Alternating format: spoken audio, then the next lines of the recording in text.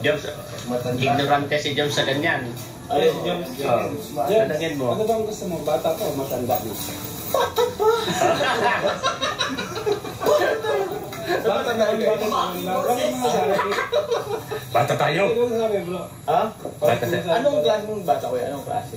Sa kahoy. Sa kahoy. Kasi pag matanda, kuya, ano na yan? Marapok na, madali ng Oo, malapot. madali ng anayin. Oo, anayin.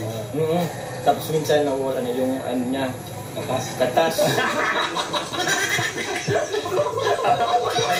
Natutuyuan. Hindi kasi wala ano yun.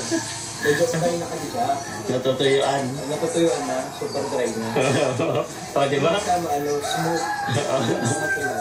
Pag matanda. Hindi na nga daw, mahirap na yung hugutin.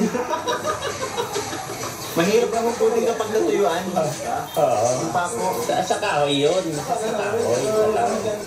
Oo. Ano lang yan, kuya, parang sa mga baboy ba ganyan. Bata pa, masarap lutuin.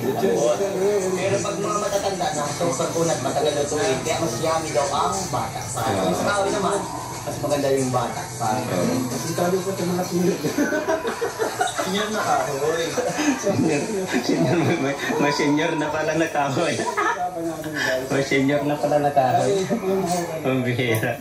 Di ba din o? Lalamanan mo pa. Kaya maganda siyang